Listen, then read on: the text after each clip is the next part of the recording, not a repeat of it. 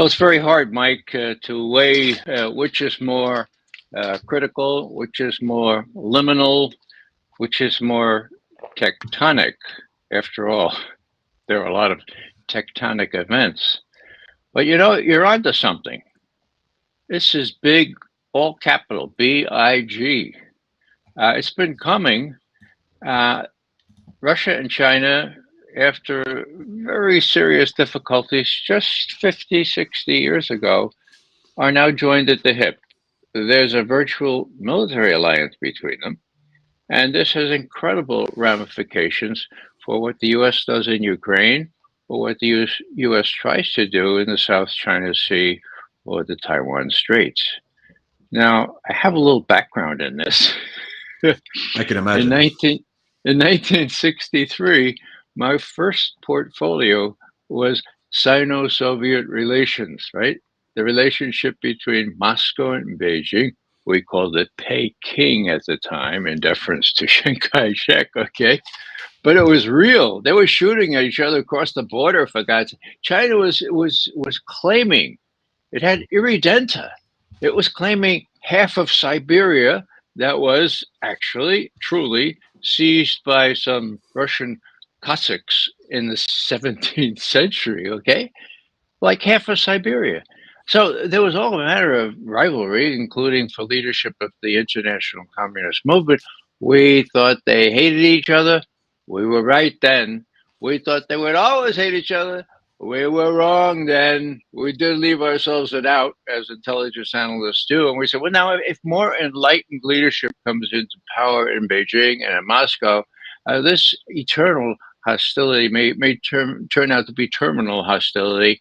They have, of course, ample reason to join together now because there's a single enemy, and that's the US. We used to describe the relationship, here's China, right? And here's Russia. It was a triangular relationship, about equilateral, if you remember your geometry. Now, the long sides of this triangle have made it isosceles. And who's on the short end of things? US is on the short end of things. The problem is that these benighted, effete, elite people, educated at the very best schools, don't realize what's happening and don't realize the implications. The head of national intelligence said just a couple of months ago, China's really interesting. They're playing both sides of it against the middle. They don't want us fully support Russia. They don't want. Oh, give me a break. Anyhow, to finish up here, these last 3 days in Moscow with Xi Jinping there in secret talks. I mean, we don't know much about those 5 hours that Xi and Vladimir spent together, and that's by design because they are getting together on contingency plans about what happens in another month or two when Russian forces make it clear that Ukraine has lost the war. What's the US going to do at that point? And what are China and Russia going to do together at that point, depending on what the US chooses to do? Scott, your take? Well, see, I don't come at it with quite the history that Ray does. I'm still not. I'm not a graybeard yet, so I have to defer to Ray to the to the. I'll speak to it from the standpoint of a young whippersnapper who is familiar with history. I liken what we're seeing as the fall of Rome. See, I don't think there's a triangle. I don't think there's an isosceles triangle. I think there's Russia and China, and America's over here, and the ship's done left, and we don't realize.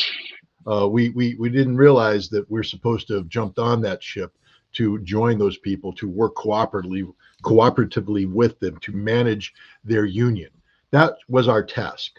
Our task wasn't to try and split China and Russia up. Our task was to manage the union, to make sure that when they come down at the table, there's a seat over there that says the United States, and that we're invited to sit down and work with them on how we're going to do this thing called global economics. But we don't play the economic game. We play the bully game. See, economics is business. Business is when I sit down with you and we sit down, we come up with a contract, we say what our joint objectives are, how we're going to work together, share profits, and it's all agreed in advance. So we move forward. As problems come up, we hold meetings and we fix these problems. That's not how America works. America sits down at the table and says, you will do what we want to do or we'll sanction you. And what we saw the last 3 days was China saying, we don't play the sanction game anymore. We don't care. You don't matter. Literally, China just said, you don't matter. The only person that matters anymore is Russia. And we are with Russia against you because you have defined yourself as our enemy. We did not define you as our enemy. You defined yourself as our enemy. This is a choice that America made. America is the only person to blame here. There's a lot of people out there saying, well, if Russia hadn't done this or if China hadn't done that. No, I'm sorry. It's all America's fault. And the thing is, we don't even realize it yet. Listen to Tony Blinken. I mean, this could be, under any other circumstance, he could be auditioning for a Monty Python skit because he is so far removed from reality when he speaks about China and the world. The same thing with John Kirby. I've never seen a man so lost in the space. He doesn't know what to say. We still have people that say, oh, China went to the Middle East and Saudi Arabia and Iran. Isn't that cute? No, guys, what they did is they just wiped you off the Middle East playing board. I mean, we may have, the Fifth Fleet still in Bahrain, but it isn't there to secure Saudi Arabia anymore. That mission is gone. Saudi Arabia doesn't care. Saudi Arabia's picked the other team. They used to have Team America on their shirt. That shirt's gone. They got Team China on their shirt right now. That's the direction they're heading. That's the direction almost the entire world's heading. And I will make the following prediction. Europe, as it starts to wake up to how awful we have been, how awful. Now, maybe the Poles haven't quite woken up to that because they're still infected with some sort of resurrection of the miracle of the Vistula, where somehow the heavens are going to open up and the angels are going to come down on horses and the Poles are going to be right out and take Western Ukraine. The Hussars, Scott, the Hussars. Yeah, the Hussars. So they're there. Okay, well, so the Poles are still snorting whatever they're snorting. But the rest of Europe is sitting there going, this sucks. Our economy is shot, literally shot. And it's not even the worst yet. At least the Germans are starting to wake up and they're going, whoa, we dodged a bullet this year with this mild winter. But next winter, it doesn't matter what the temperatures are. We're out of gas. We're out of everything. We got nothing. So they're already telling their citizens, hey, tighten your belts for next winter. That's not a good sign. And that's especially not a good sign when industries are shutting down their doors because they can't afford to stay open. Europe's going to wake up one day and go, this relationship with America has been the worst thing in the world. And let's look over at Russia, who has a growing economy now, despite everything we've done. I forget which foreign minister it was, Denmark or somebody, just came out and said, yeah, we're not even considering another round of sanctions against Russia because it just doesn't work. Nothing they've done work. It just backfires. It's literally at some point in time, you got to realize that when you're trying to hit Russia over the head, but all you're doing is rebound it back, smack you in the face. When you got both black eyes, a broken nose, and all your teeth are missing, maybe you don't try and hit Russia on the head with the hammer anymore because it's not working. Nothing's working. Europe's going to pivot to China. That's my prediction. In the next decade, you're going to see Europe say, enough with America. We're pivoting to China because that's their only hope.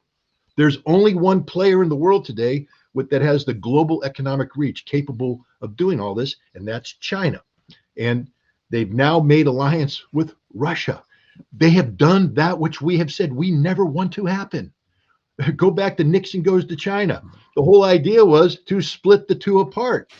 And yet we've screwed that relation up every step of the way. We've never respected the Chinese for who they are and what they are. We only want the Chinese to be our whipping boy, our little poodle, to do what we told, our little trick dog. And the Chinese went, nah, we've done grown up. We ain't living in your basement. We're out in the world. Not only that, mom and dad, our paycheck's bigger than yours. And that's the reality, that we're looking at the fall of Rome. America is Rome, and it is falling. The fall of Rome didn't happen overnight. It was a process. But let me just be very straight about this. The American empire is dead. We're just waiting for the body to fall. Scott, you touched upon Richard Nixon. Now, Richard Nixon was a very prolific writer up until his death in was it April 1994. We're coming up on the anniversary soon. Ray, you had some intimate dealings with the Nixon administration in terms of the treaty that was signed with the Soviets in '72.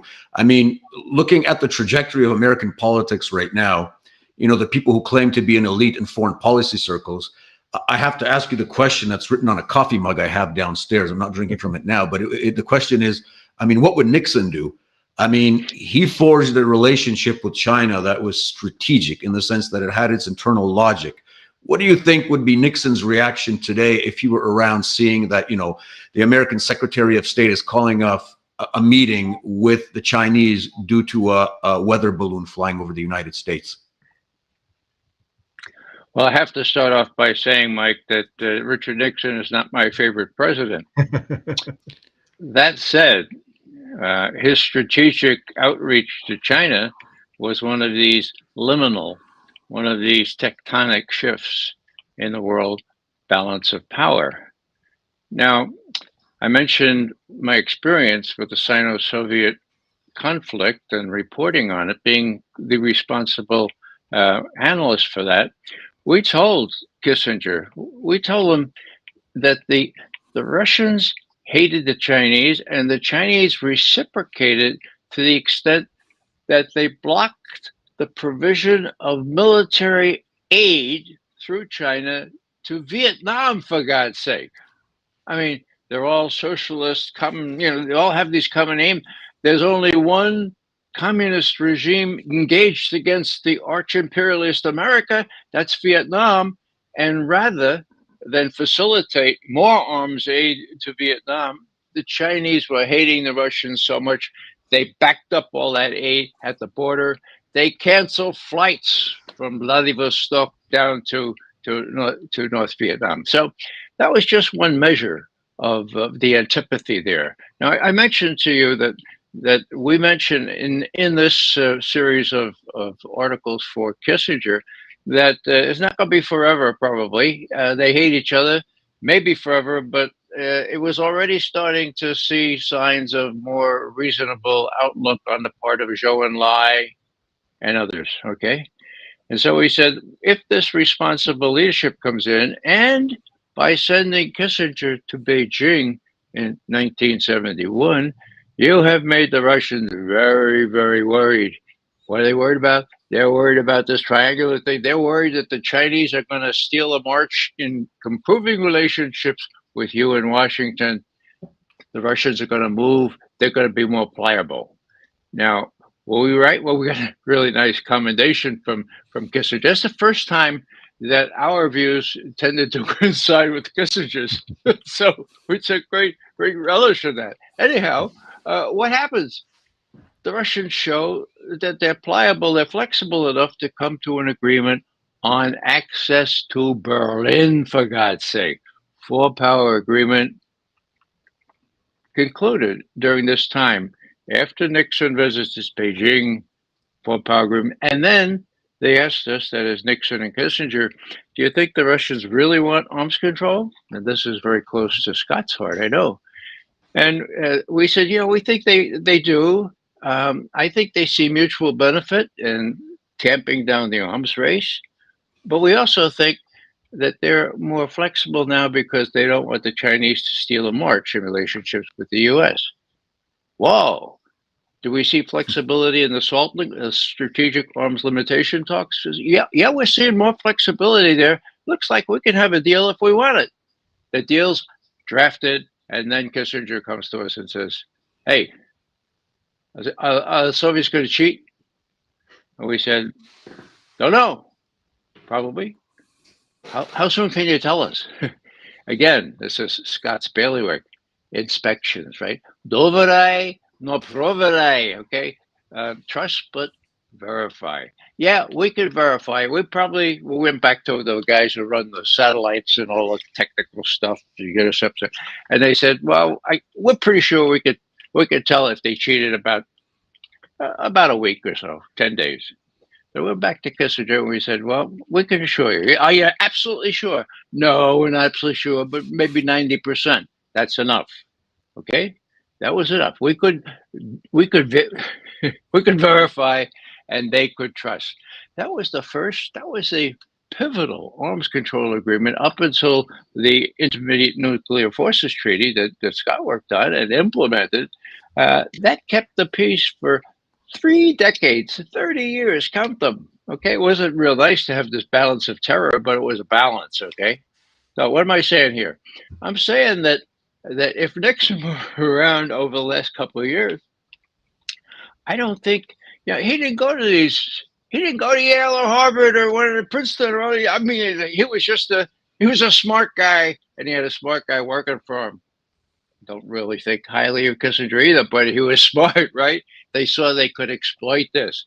Now we have a bunch of well-heeled, uh, elite people who did go to the best schools, the same schools that the best and the brightest written about on Vietnam were responsible for 3 million Vietnamese being killed, 58,000 American troops. So the best and the brightest is not where you want to go for this. You want somebody who knows about realpolitik and somebody that doesn't really threaten a two-front war without the ability to even fight one front. Okay, I'll leave it at that. But Putin has said some very significant things about why the U.S. would be taking on China as well as Russia. Well, I think we need more politicians then from poor lemon ranches, at least poor before they find oil on them, as Richard Nixon used to say. Scott, you were around in the latter part of the Cold War, but I think even during your time when you had the negotiations leading up to the INF Treaty, I mean, you have George Shultz. I mean, we just have a new biography coming out, very praiseworthy of the way he conducted himself in foreign policy. I'm pretty sure you're seeing the same difference between people who are grounded in realpolitik, or at least a larger amount of these people during the Cold War than the, literally the stuff that we have to deal with today in DC, which I'm pretty sure if that realist mindset was still around in Washington, that triangle that Ray alluded to at the beginning of our discussion would have been definitely more equal. Your thoughts?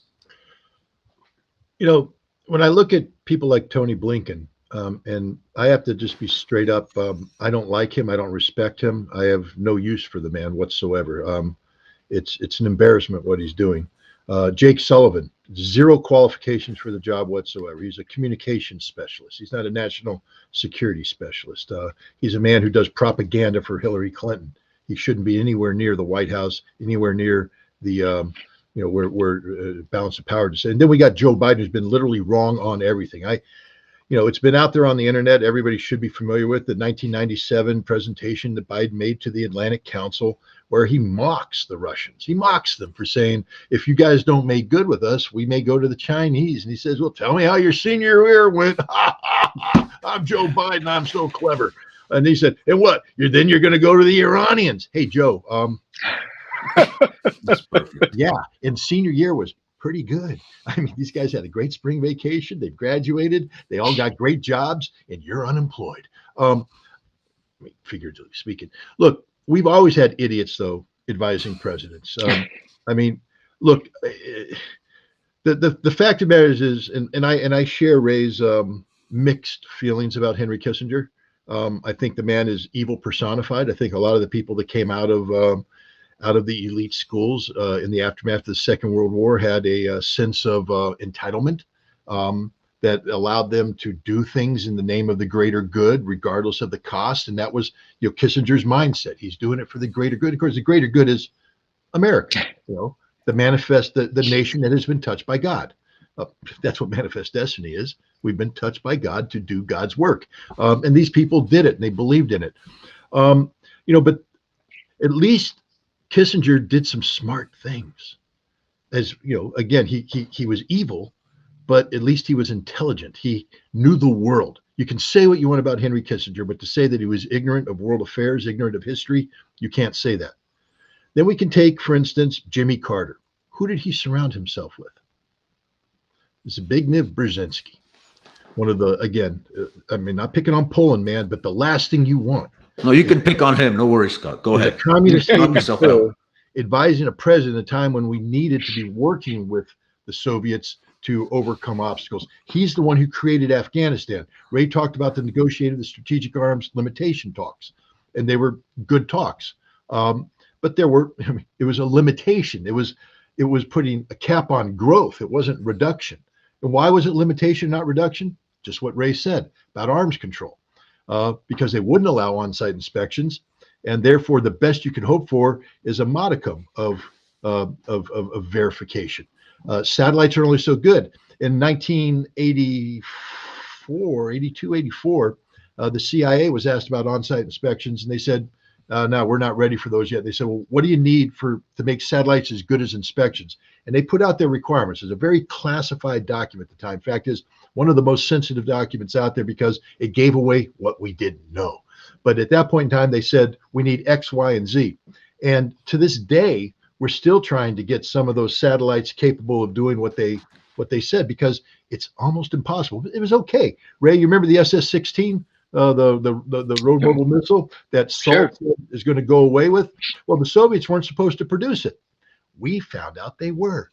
We found out they were cheating. We found out they had a couple regiments of SS-16s in Plesetsk. But that's okay because we detected it, we were aware of it, and we moved on. The CIA did a good job, or NRO, or whatever they called themselves back then, did a good job. But now we needed to have on-site inspectors. So Brzezinski got us into Afghanistan. I don't think people understand that. It wasn't that the Soviets invaded on their own volition. The Soviets were provoked into going to Afghanistan because of Zbigniew Brzezinski's effort to bring up the Mujahideen, to rise up this Islamic unrest. So shame on him. Then, so, Jimmy Carter is the guy who started with the stupid people. Kissinger was just evil. Carter's the guy that started with the stupid people. Then we get Ronald Reagan, Ray Gun Ronnie, Mr. SDI. I had a chance to get rid of all nuclear weapons, but couldn't do it because he needed Star Wars. But that's okay. He was advised by people like Richard Pearl. Again, one of the dumbest men on the planet about anything. Everybody keeps saying Richard Pearl's smart. He's not smart. Richard Pearl was against arms control. Richard Pearl believed we could win a nuclear war. Richard Pearl was stupid. And fortunately, Ronald Reagan, in the second half of his career, of his tenure, went to Richard Pearl and said, "You're stupid. Get out of here." And we're doing the INF Treaty because Ronald Reagan had an epiphany. I think it happened when he got shot. And he was in bed and he realized, I'm mortal and world could come to an end. And then while he was there recovering, ABC played this thing called The Day After, a movie. And he watched the movie and he went, whoa, that's about nuclear war. And he turned to his guys and said, is it that going to be that bad? And they went, yeah, that's made for TV, man. That's good.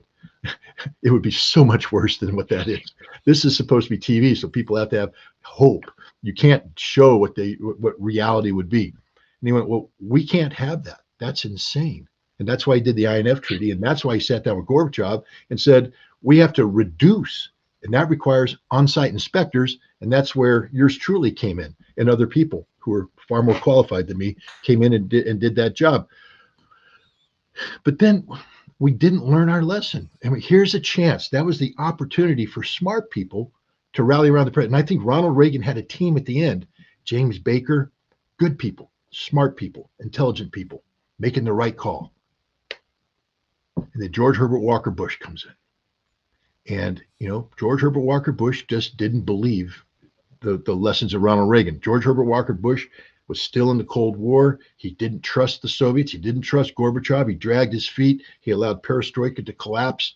And at the end result is we fumbled that football. We lost the Soviet Union. And then Bill Clinton came in and literally surrounded himself with the dumbest people in the world, the worst advisors in the world. We mismanaged the Soviet problem like you wouldn't believe.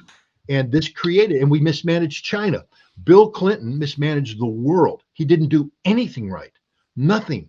I mean, I know him personally because of what he did in Iraq, but I also know him sort of directly because I was involved in the Russia problem. But I also see what he did with Europe, and I see what he did with China. He was one of the worst foreign policy presidents in the history of the United States. And then he turned it over to the worst foreign policy president in the history of the United States, George W. Bush, who surrounded himself with all the losers that Ronald Reagan fired.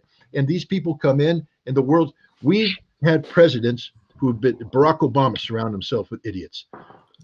Donald Trump brought back even, John Bolton, Mike Pompeo. You got to be kidding me. And now we got Joe Biden.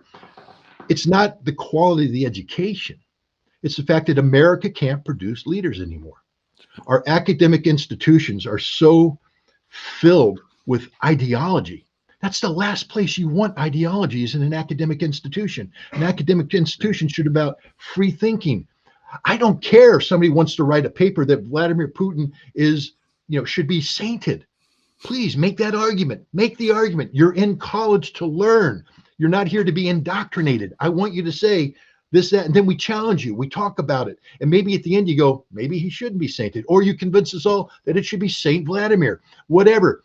That's the process. But now you come to university and your professors say, you have to do this. They build a box and your thoughts have to be in this box. And God forbid your box comes out of this, your thought comes out of this, you'll be failed.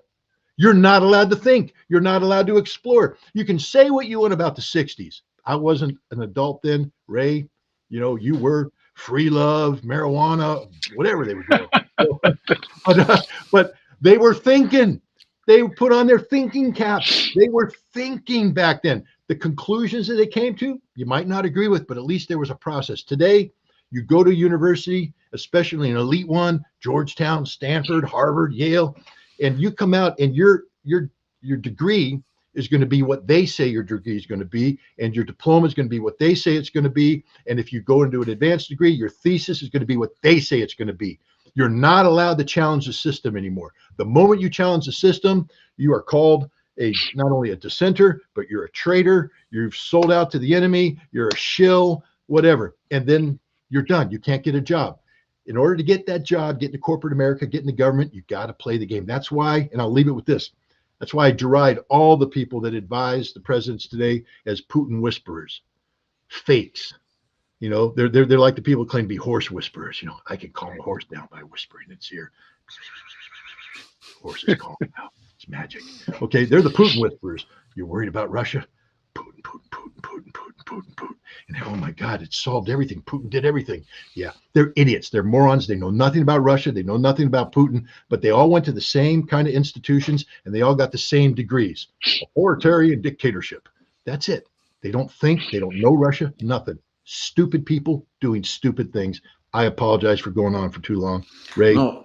Hallelujah. That's the truth. I think it was Peter Hitchens who recently said that at contemporary Western universities, and this pertains to Russia, I think in a huge degree, they don't teach you how to think. They teach you what to think. So there's, this impression at the very beginning that we already know that Vladimir Putin is evil and the rest are just details, but that you have to accept that barrier in order to, advance in Russian studies or so on. It's the same situation in Poland.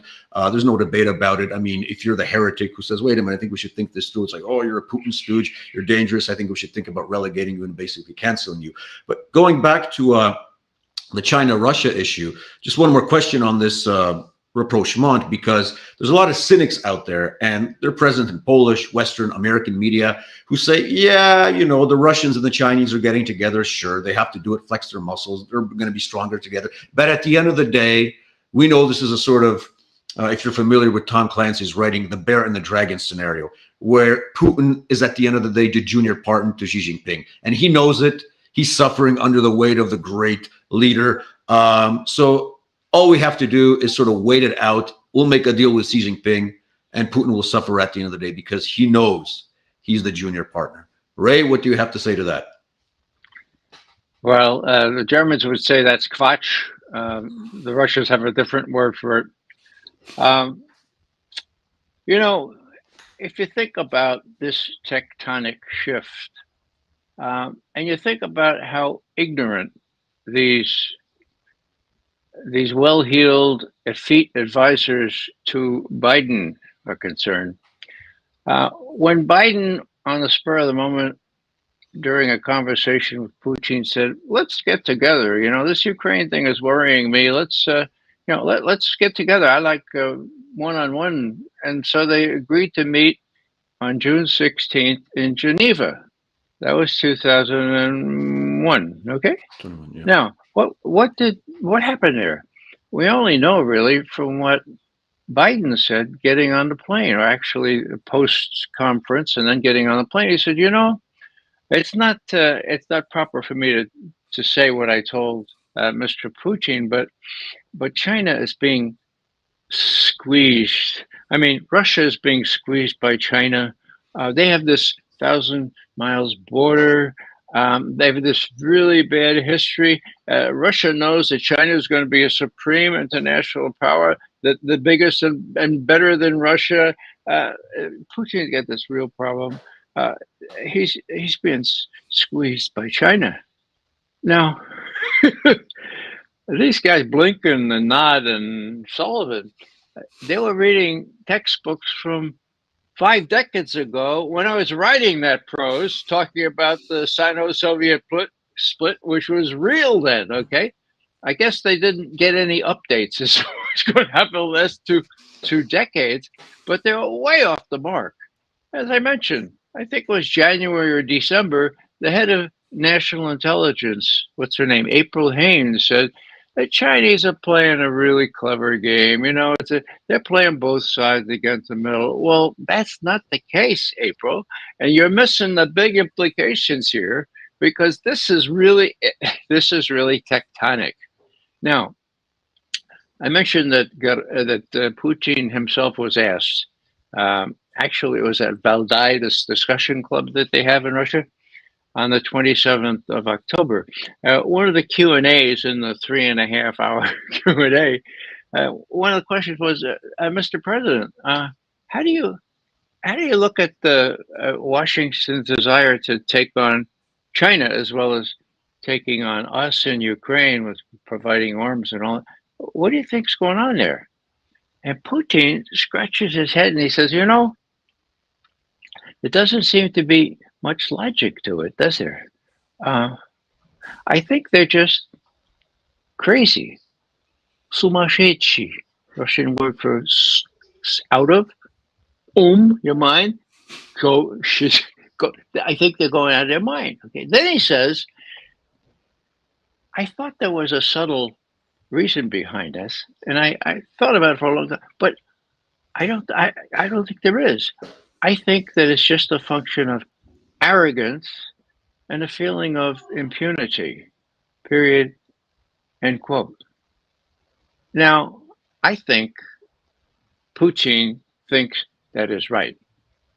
I think also, for what it's worth, that it's right. But it doesn't matter what McGovern thinks. It matters what Putin and Xi think. Now, I think during those 5 hours of one-on-one, pretty much, with a translator, just this past couple of days, they were figuring out how they're going to react to Washington when it ups the ante one more time, or maybe 2 more times in Ukraine. What are they going to do? What's Xi going to do to support Putin if he goes all the way up to the Dnieper and farther west? Okay, well, if the Americans react as these what crazy people do when they feel they're back against the wall, and with a political year coming up, election year, well, Putin and Xi cannot be sure what these guys are going to do. They're crazy in their view, in mine. And so that's really a labile, really a precarious situation internationally. They have to plan for the worst. Now, let me add this because I think it's relevant. I mean, I was an Army intelligence officer, but that was 157 years ago, okay? But I know the first thing you do is you look at a map, right? And you figure out how many enemy forces there are, how they're equipped, and then you do locks. Not the locks that you eat bagels in the Bronx. No, you do lines of communication and supply, for God's sake, Now, the benighted generals that had been leading our armed forces didn't know about the mountains in Afghanistan, okay? They didn't know about the desert or the plain area, the area in Ukraine between the Dnieper and where Russian forces are now. They didn't plan on it. They didn't plan on reinforcements. They didn't plan on lines of communication and supply. So anyhow, the basics, these guys didn't even look at. The generals I think, get promoted by the degree of obsequiousness they show. So what I'm saying here is this: that not only tactically on the ground, and Scott knows this far better than I. Correct me if I'm wrong. Do the Russians have a supreme advantage? But strategically, for the first time since I've been watching them, and that's 6 decades, the Russians have an edge in strategic arms. They have these. Some of you my age remember how big it was that something could fly at Mach. Oh God, that's the speed of sound, for God's sake! Oh, Mach 2. These hypersonic missiles fly at between Mach 5 and Mach 9. Okay, 9 times the speed of sound. Is there a defense against them? No. When did the Russians start building them? When we gave them the back of our hand. When we gave them the back of our hand and leaving the ABM treaty and threatening to leave the INF treaty, which in fact we did. Okay, now they have that advantage now. I'm sure that the intelligence officers in the Pentagon realize that. Whether they're courageous enough to tell Defense Secretary Austin that's another question.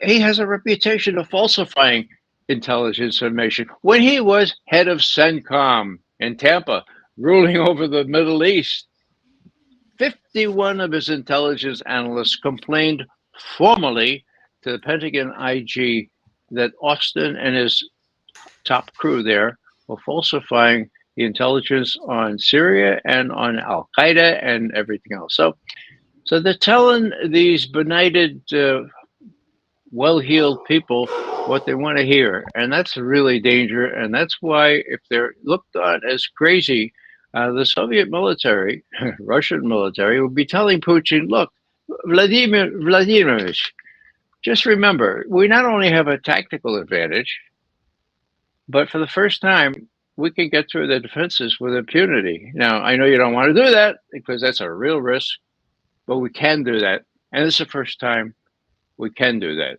Correct me if I'm wrong, Scott. Scott, jump in. No, I mean, the real problem right now is that not only have the Russians, again, it's just a total self-inflicted wound.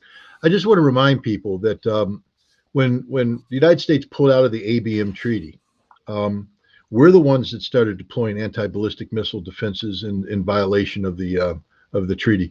Russia hasn't violated the treaty. They've built some really good anti-missile defenses, but they're not in violation of the treaty. So Russia has still complied. The INF treaty, we're the ones that violated the INF treaty. We withdrew from it. You know that missile that everybody said the 7M729, I don't know whatever the number was. And the US is like, that's in violation. That's why we're leaving. Well, we knew it was a lie. I knew it was a lie. I mean, you don't have to be a rocket scientist. Ray understands. In the intelligence business, it's like brain surgery. Once you've learned the brain, and you've learned the brain and you can take the top of the skull off and you look at the brain, if you know it, you know it.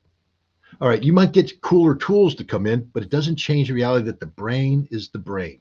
And you've got to do certain things when you're doing brain surgery. You might have great, cool tools, but it comes down, the guy that knows the brain is going to fix the brain. Intelligence is the same thing. It ain't no secret, ladies and gentlemen. Really, everybody's like, ooh, intelligence. You either listen to their damn conversations or you don't. Okay, that's called SIGINT. You either take photographs of their stuff or you don't. That's called imagery intelligence. You either have a spy on the inside who's giving you a document or you don't. That's called human intelligence. You can do other little variations of that theme, but that's it. That's it. There's nothing really, awe-inspiring about it. It's a really basic trade. So a missile takes off. Okay, first of all, missiles built someplace in a design bureau. All right, we know how design bureaus work. We know how they communicate. We know that, and we collect on that. The missile's taken to a test facility. We know how to collect on that. The missile's launched. We know how to collect on that. It's been done before. It's brain surgery. So now people are trying to say that something happened, and somebody like me goes, "No, It's not what you guys are saying. You're misreading the intelligence. It's really basic how you're misreading. The Design Bureau produces several kinds of missiles, one of which is a caliber missile of the range permitted because it's a range prohibited by an treaty, but it's launched from a ship or the air.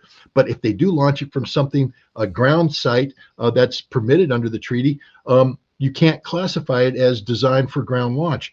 That's what happened. We misread a caliber missile test as this other test. And when the Russians came in and said, guys, you're getting this all wrong. Here's the missile. There it is. You know, somebody might like me looks at the photograph and goes, same booster as this other missile. And the key thing about a booster is if it's the same booster, it's sort of the same max potential range. Got it?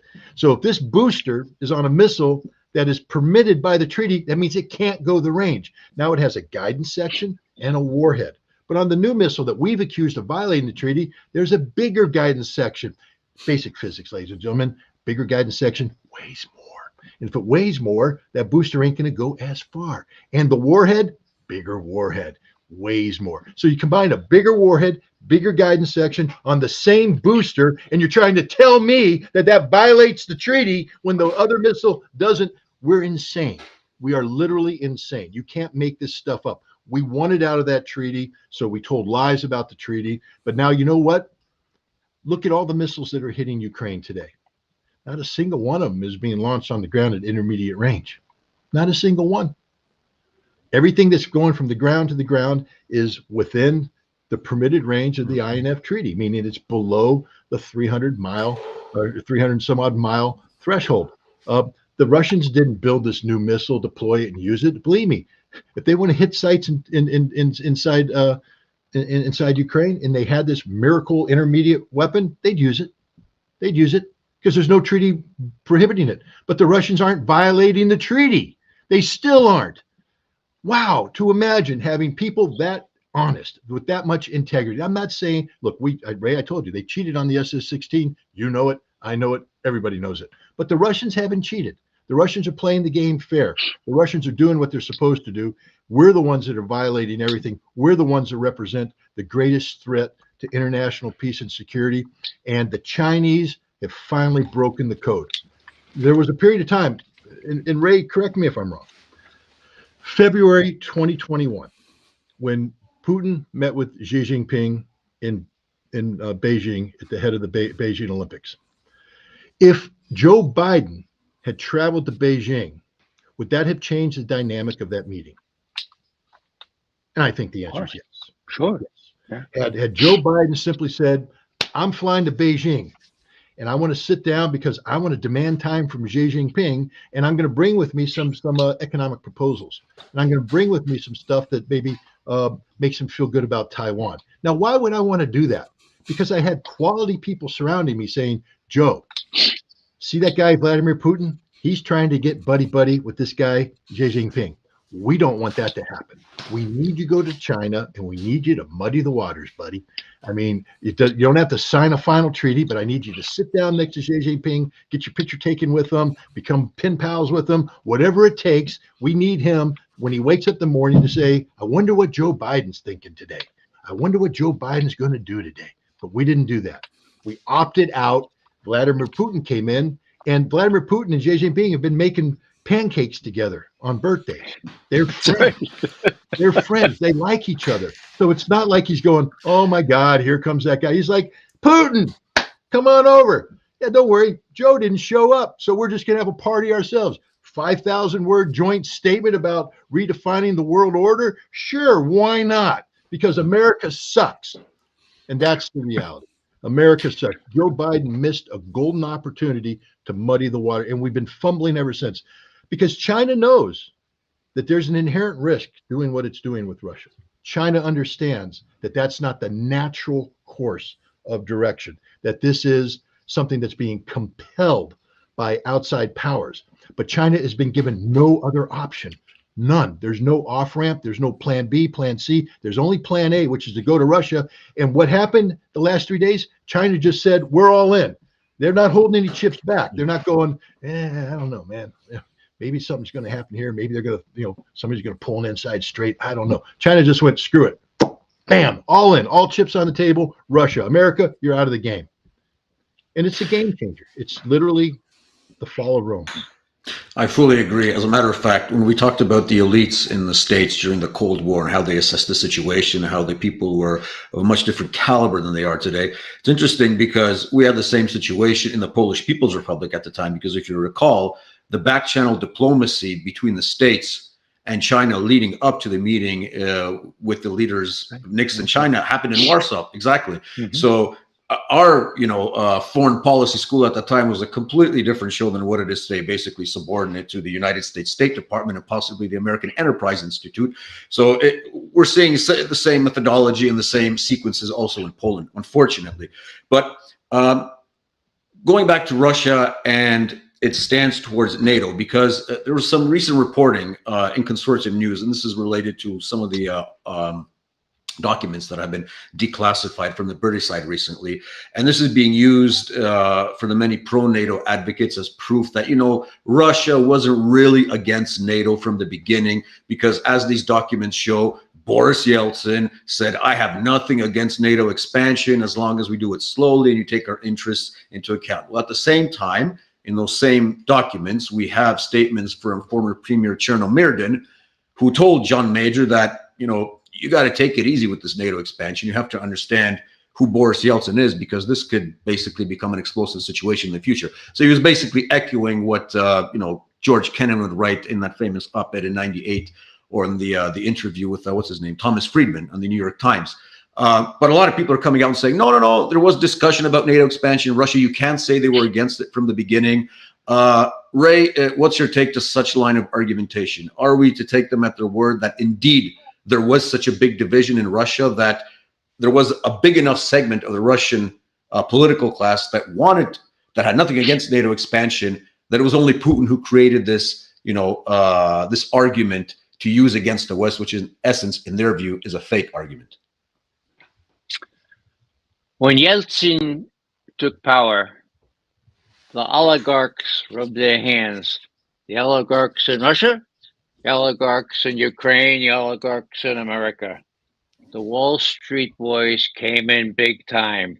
They plundered the Russian economy. Why? Partly because Yeltsin was a drunk. He had this megalomania.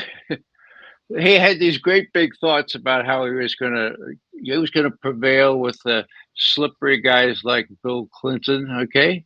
Now, to his credit, Yeltsin realized that when push came to shove, would win the next election for him, which we did. I mean, there's a picture of Time magazine with Yeltsin on there. He's got an American flag. He's got all this money.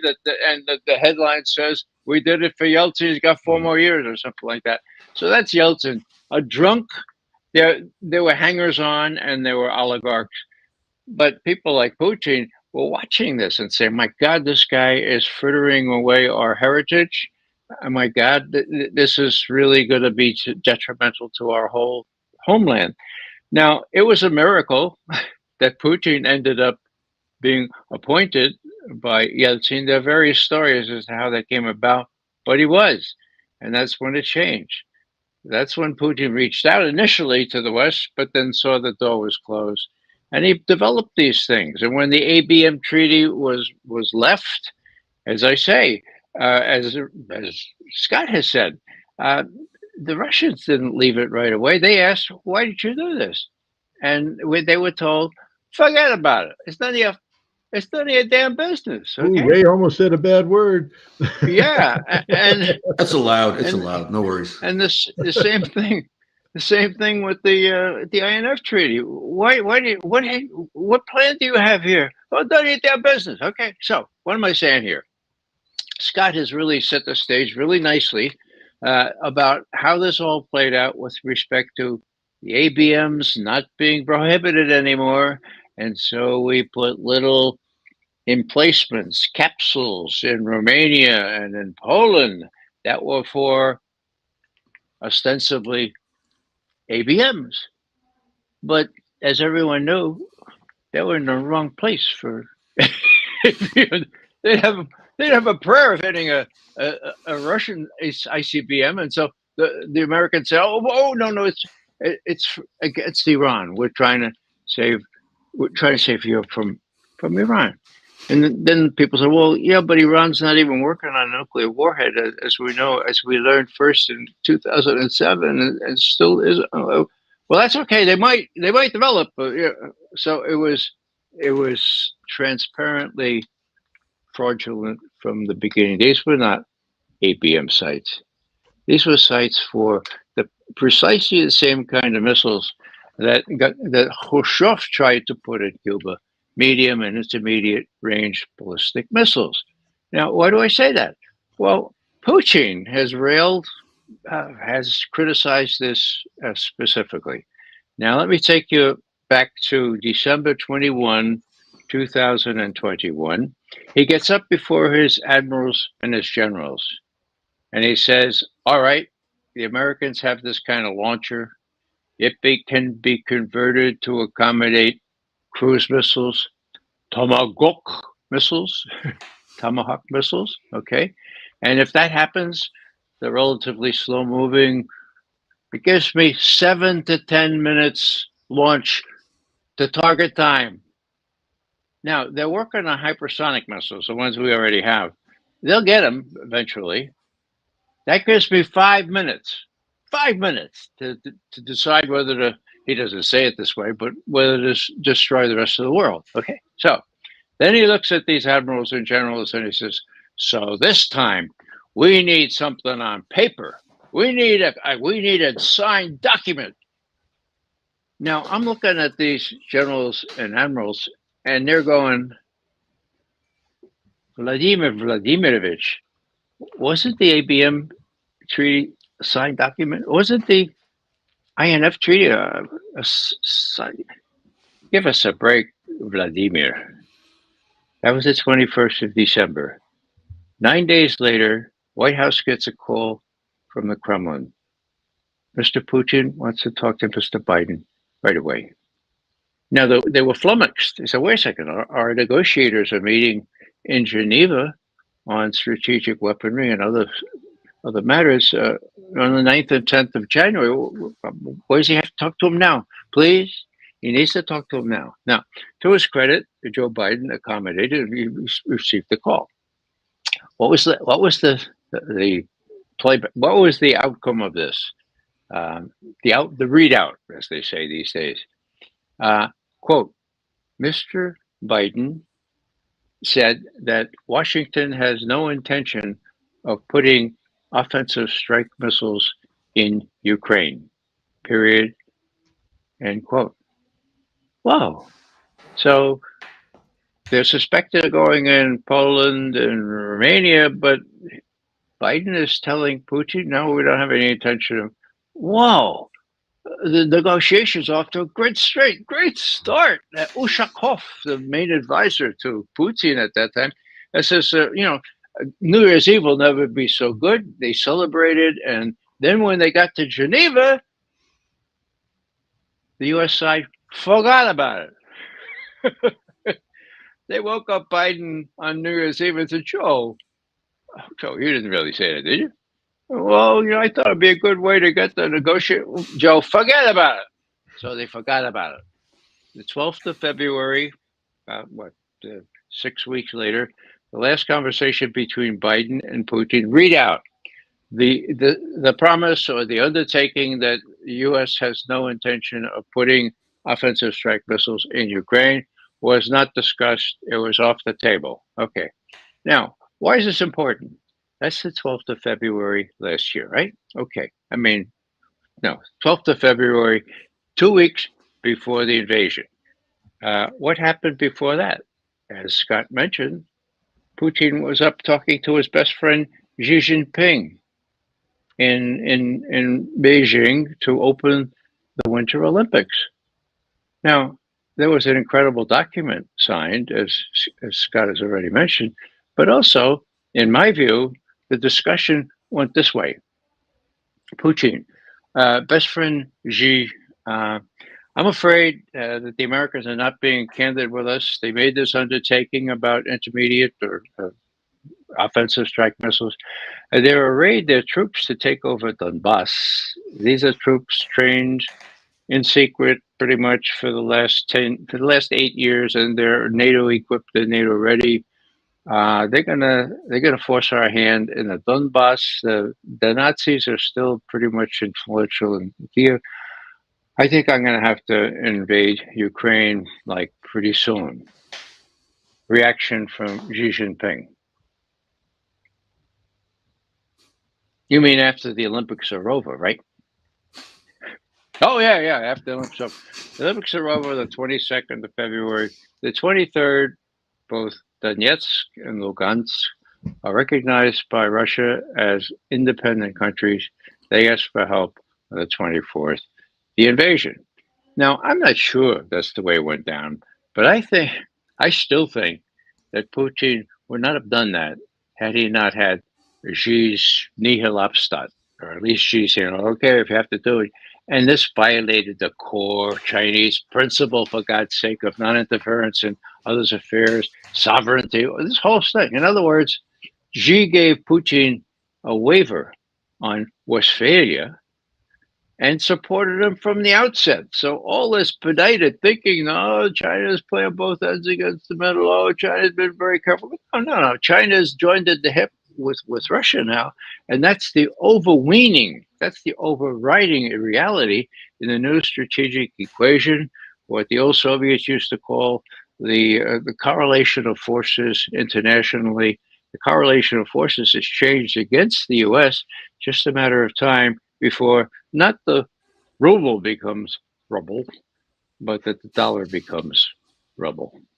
So, Scott, it would seem that NATO expansion was a topic of opposition, at least among sober-minded Russians in the 90s, and that Yeltsin wasn't the voice of sanity that represented the real public opinion, or the Siloviki, the people who were actually in power in Russia and who were determined to keep the Russian state intact. Let's just remember that Boris Yeltsin was, I mean, if you go back and look at his rise to power during the Soviet times, Mr. Moscow mayor, popular guy.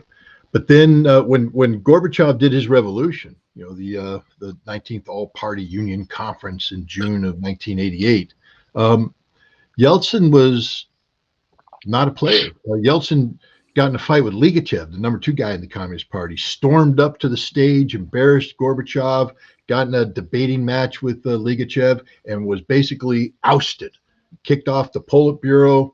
They were trying to kick him out of the party, but he wouldn't quit. But he was thrown away. He was supposed to disappear. That's what happens when you mess with the Communist Party. You disappear. But then there were these elections, and of course, Yeltsin won the deputy spot. But he wanted to get on the Supreme Soviet because then he could be in a position to be on the big ruling group.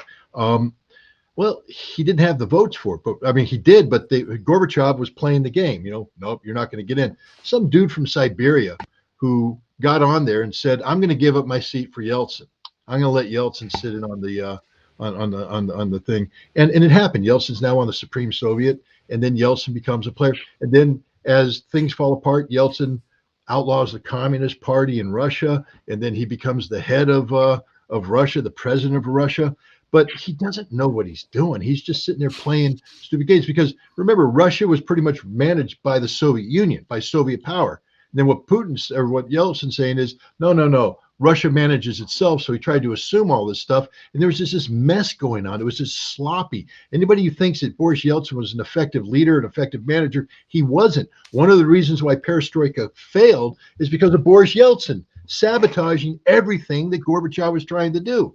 That's all Yeltsin did. He's a drunk. He's an alcoholic. He embarrassed himself in front of the Americans. He'd fly to America expecting audiences in the White House, and they're saying, "You ain't the head of state. You don't get to come in and meet the president, but we'll take you on a nice tour of American drinking establishments." He'd fall down drunk in Ireland, and then he becomes the head of Russia.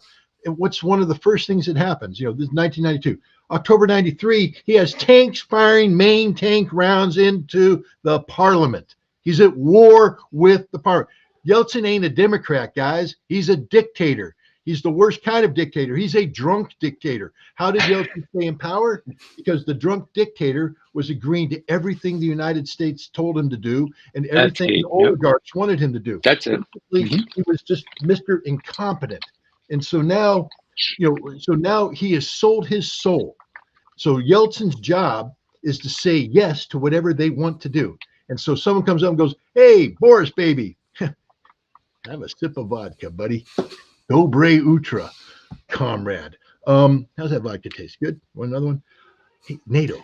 Not bad, right? Oh, no, NATO good. NATO good. Yeah, NATO good." He's not coordinating with anybody. He's not the head of anything. He's got his little circle of people around him who are robbing the country blind, enriching themselves, and he's just this corpulent, fat, drunk idiot sitting there embarrassing himself. But even when he sobered up and he had a moment of clarity, and you saw it, they've released the transcripts of Boris Yeltsin talking to Bill Clinton. And even then, in a moment of clarity, say, "Bill, my friend, Bill, my friend, this NATO expansion, you're going to bomb Serbia. That's not a good idea, Bill, my friend." And Bill, his friend, went, "Yeah, Boris, have another sip, buddy. Yeah, we're going to bomb Serbia. NATO expansion, yeah, we're going to do that too. Friendship, yeah, I like you, pal, but it's America. Hey, Boris thinks we're his friend." And all that. You know who was listening to all that, especially near the end? The guy named Vladimir Putin was in the room watching America humiliate Russia and watching Yeltsin cave into America. And everybody else is in the room doing the same. The people that aren't making money, the people who care about the power, when people denigrate the KGB or the FSB back then, well, for the most part, there were some corrupt guys. Don't get me wrong, everybody's corrupt. For the most part, they were patriots who sat there and went, "We're not happy about any of this." And so when Putin finally becomes president, I call him the accidental president. He was picked in the end because Yeltsin had a moment of clarity and he looked around him and there was nothing but, he realized he was on his way out. He couldn't govern anymore, totally ineffective. And he looked around and he said, "I'm surrounded by wolves. Even my family members are wolves. Nobody's on my side. Nobody's on Team Yeltsin anymore. They're waiting for Yeltsin to go and they're going to come in and they're going to carve everything up. And oh my God, what have I done? What have I done?" He even said that in his final speech. "What have I done? I have made many mistakes." He finally realized it. And the only person in his inner circle who wasn't there with the knife coming out is a guy named Vladimir Putin. He went to Putin and said, "I want you to be president." Putin went, "No, I don't want to be president. It's not the job I want. I'm not ready for it." And he went, "Yeah, but that's why you're going to be it, because all these people around here, they want the job and none of them are ready for it." So Putin came in and the first thing he did is he purged. He said, and he brought in the people he trusts. They're like, he brought in the KGB. Well, they were the only ones who weren't taking bribes at the time. They were the ones that he could trust. He needed people that weren't taking money, who weren't in bed with the oligarchs, because he went to war against the oligarchs. The first thing he told the oligarchs is, "Okay, you get to continue to make money until I figure out how we can share the wealth, but don't get involved in politics. Politics is my game." And who's that one guy, Kolmogorov or whatever his name is, thought he was Mr. Yukos? He's like, "Hey, I'm going to make billions of dollars on this." And Putin, "You're an idiot. You're a putz. You're going to be out of here. I'm going to challenge you. I'm going to do it." "What? I'm under arrest? You just took Yukos away from me? You dissolved Yukos? I'm going to jail?" Yeah, that's what you do when you mess with a guy who actually cares about his country. And Vladimir Putin, and I'm not going to say here for all his faults, because I don't find too many faults with the man that resurrected Russia from the cesspool that Yeltsin created into what it is today. I'm not going to find too many faults in that guy. And if I'm a Russian, I think he's the best thing that happened to Russia ever. He saved Russia. If it weren't for him, if the wolves had come in on Yeltsin, Russia wouldn't exist today as it currently exists. Because the goal of the United States wasn't just to expand NATO. Why are we expanding NATO? Because we want to weaken Russia. We want to collapse Russia. Everybody talks about the Chechen wars. Oh, those Russians and what they did with the Chechens. They never talk about what we were doing with the Chechens. Why we were doing it with the Chechens. Why were we supporting the Chechens? Why were you giving them money? Why were we facilitating the transfer of Wahhabist ideology and outside actors into it? Because we wanted the Chechens to break away from Russia. And if that happened, you begin a process where the other autonomous republics start to break away, and then Russia dissolves. And now we have, instead of one big Russian Federation, we have a whole bunch of little pieces that we can better manage, better control, because that's what it was all about.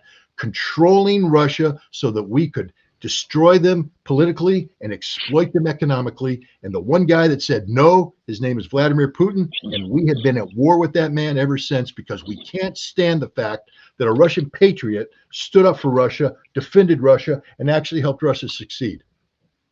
Gentlemen, we're going for an hour. I want to throw in at least 2 or 3 more questions. Thank you for your time, by the way. But Scott, you mentioned Chechnya in the late 90s. If I recall, I mean, I was a squirt then, but I did my history reading towards my PhD dissertation. There was a committee for a free Caucasus, I believe, running around in Washington, which is basically a who's list of all the other people who would, a few years later promote the Iraq Liberation Project and so on. So the crystals. So we know what was going on there. Bob Gates, in his memoirs, if I'm not mistaken, mentions the fact that Dick Cheney, I think it was in 89 or 90, was, talking openly about, well, not openly, not in public, but in the White House at meetings about breaking Russia up. It's out there. You're getting this from Bob Gates. And Ray, if I'm not mistaken, I think you worked, or Bob Gates actually worked for you for some time. So that plan was out there for sure. And why'd you have to mention that, Mike? Well, okay. I mean, I didn't train him real good. I'm sorry. I think it was the latter. I tried to pin him down. I told him he was too ambitious, but he was really clever, and he wormed his way up to the top and became my boss after a while. So no, I didn't mean to interrupt, but you. No, that's all right. No, how life works, but yeah, it's you're seeing the same people, and going back to Yeltsin. In those documents that were revealed from the UK side, there's an interesting account of how Yeltsin is talking with Polish President Lech Walesa, and Walesa tells him, we're thinking about joining NATO. We want to get your view on this, or we're announcing it to you rather. And Yeltsin says, yeah, that's fine with me. And even Lech Walesa was shocked. I mean, oh, really? You have no objection? No, we're good. Walesa apparently relayed that to his British counterparts later, and they were even shocked that, wait a minute, we were expecting a totally different Russian response. So you had the expectation that the natural Russian response was not to have a military bloc moving towards Russia's borders. So I completely agree with you, gents, that Yeltsin was the exception, not the rule. And the exception basically came down to the clear bottle of Beluga, unfortunately, or anything else he was drinking, if it was vodka. Going back to some of the people involved with the Caucasus, Iraq, and now Russia. Because if you look at the 90s, you look at 2003, and you look at the situation now, even though some people like Max Boot have come out and said, I was wrong in 2003 to believe that we can impose democracy on other countries. Yeah, that's sort of an admission, but I'll still be in the establishment, still be talking for money with CNN. I'll keep all the perks. I remember this gentleman. He was a congressman from North Carolina. His name was Representative Walter Jones. Representative Walter Jones in 2003 voted to invade Iraq. But after a few years, he came around to the conclusion that he was completely wrong. And he actually wrote letters, I think, to every single family of an American serviceman that died in Iraq. So he took redemption seriously. And there was an interesting situation. He actually wrote me a personal message on Twitter. I think it was about 2018. I commented something on his profile, and he said, you're right. And we just established a dialogue where I said, I admire what you do. But atonement for what you've done would at least be shown in that way, in the sense that, you write to the American servicemen, you go to the VA hospital to help out with the people you sent to war. I think it was a very honorable thing for him to do. But the same people who promoted breaking up Russia in the 90s, the same people who promoted Iraq in 2003 are the exact same people that are promoting the entire Russia stupidity in Ukraine today. The exact same people, literally. And we're seeing it on the outside and on the inside. And I'm wondering, you both have experience with intelligence. I mean, was the generational shift from 2003 till today for the worse or for the better? Because I'm not seeing any differences. The same mistakes, the same unsubstantiated claims. Ray, what went wrong? No one was held accountable. They falsified the evidence. They fixed the evidence around the policy. It's written down in a briefing that was given to the Prime Minister of England, Tony Blair, after he met with George Tenet, the head of the CIA at the time, 20 July 2003. Two. Okay. So he went to Washington, and Tenet was told to tell him the truth. Dearlove, great word.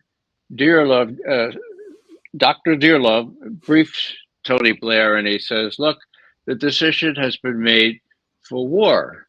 The war will be justified by the conjunction of weapons of mass destruction and terrorism. In other words, we're going to say that Saddam Hussein has been cavorting with terrorists and that he's likely to give them weapons of mass destruction." That's in the minutes of this meeting, 23 July 2002. So there's no doubt the intelligence establishment, actually, after a 5-year study by the Senate Intelligence Committee, a bipartisan result said, and actually Senator Rockefeller paraphrased this. He said the evidence used to justify the attack on Iraq was unsubstantiated, contradicted, or even non-existent, period, end quote. Now, what does non-existent intelligence look like? I mean, like you manufacture it, right?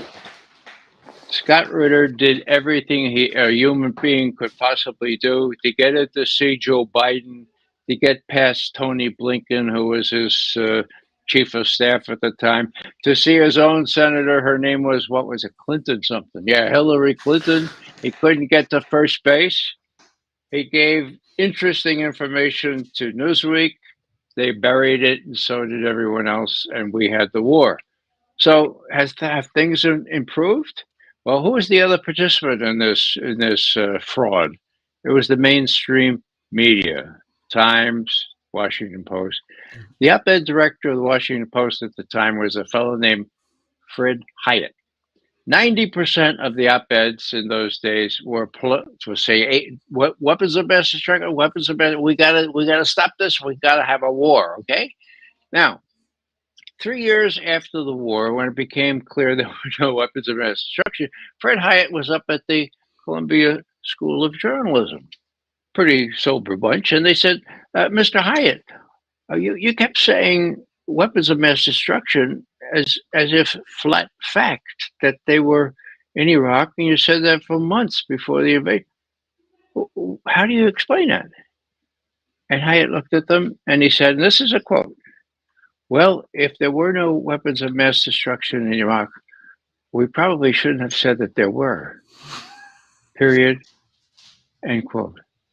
Now, Robert Perry, who I learned a lot about journalism from, was with me when I heard that. And he said, "Ray," he says, "if I recall correctly, that's one of the cardinal principles of journalism. If something's not so, you're not supposed to write that it is so, right?" Hello. So what happened to Hiatt? Well, this is sort of microcosm. What happened to Hiatt? He was fired, right? Forget about it. He stayed in his job 20 more years until he died a year or so ago. 20 more years in that spot where he forged all this information about the war. So what's the situation now? The press is even worse.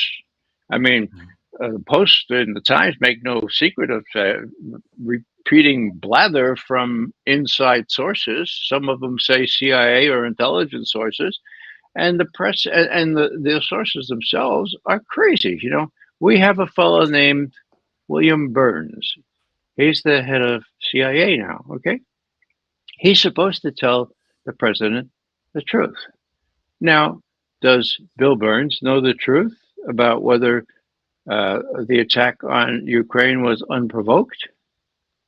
Well, he's a pretty smart guy, and I'm sure he remembers that Sergei Lavrov, the new foreign minister back in 2008, called Bill Burns in and said, "Mr. Burns, do you know what niet means?" Burns said, "Yeah, niet means niet, no Ukrainian entrance into NATO. If you allow that or promote it, we are going to have to decide what we'll do when there's a civil war. Would we have to invade Ukraine?" Okay, so niet means niet. of course, 2 months later, NATO approved membership for Ukraine as well as for Georgia. Now, what's my point here? My point is how the how the hell can uh, can Bill Burns now say the propaganda line? This invasion, incursion, this special military operation by the Russians was unprovoked. Now, one of the reasons I tried to show that it was not true, that it's unprovoked, in other words, it was provoked, picks up from your mention of membership in NATO. Now, there was no scintilla of evidence that it ever entered into Putin's mind, or even Yeltsin's mind for that matter, although his mind was shot, uh, that that Russia needed to take back Crimea from Ukraine until the coup in Kiev that the West orchestrated, that we know was the most blatant coup in history because we have intercept showing it on the 22nd of February 2014. Now, my point is this: a month later, a month after, actually 2 months later, a month after the referendum, which was approved by the Crimean people to rejoin Russia, Putin made a big speech. It was sort of missed in the press, and this is the other media analysis that really helps. He said this. He said, "Yes, we had to annex Crimea.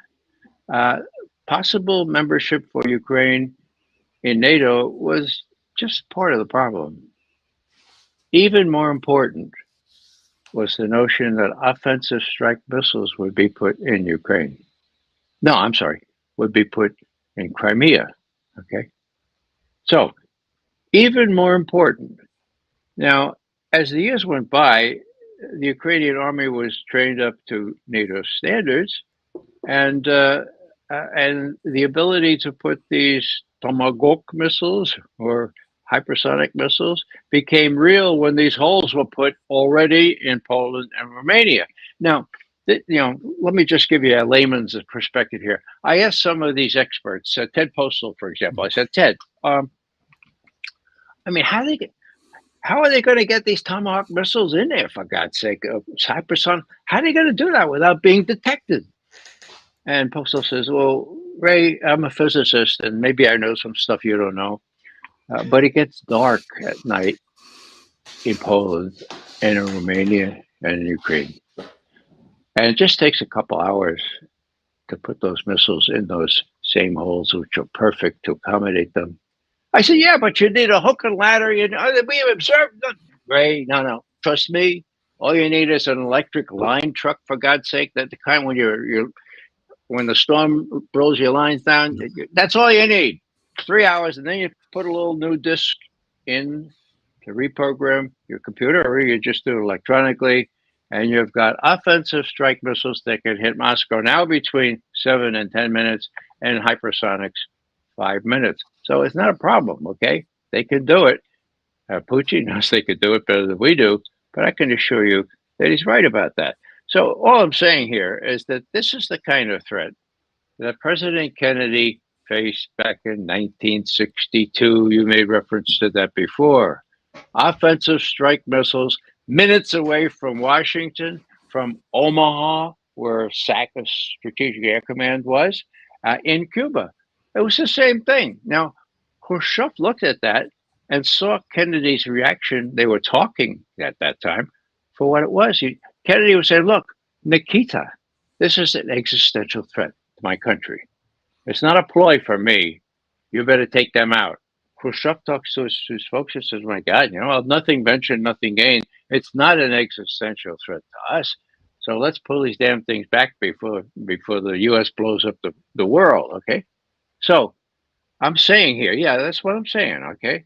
That Khrushchev was smart enough to realize that you don't mess with existential threats to another nuclear power.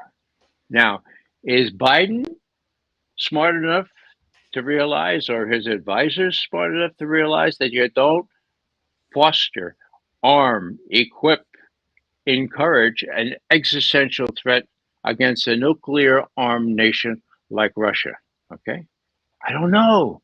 That's why They are appropriately called crazy, not only by McGovern, but by Putin himself. Scott, I imagine you concur. Yep. Yeah. No, I mean, Ray's 100% correct. When we talk about timelines, though, I mean, it's the deception. When I joined the military, I was as naive as the day is long. I was a child of the Cold War. I was a true believer.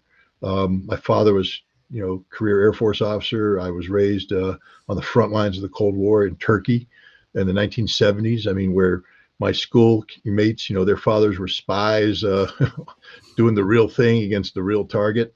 Then we moved to Germany, West Germany, and literally you're on the front line. 80 kilometers that way is the First Guards Tank Army, and they want to come this way through my home. I live next to a nuclear, a nuclear storage facility where if the war went up, that would be the first place hit, and we knew it.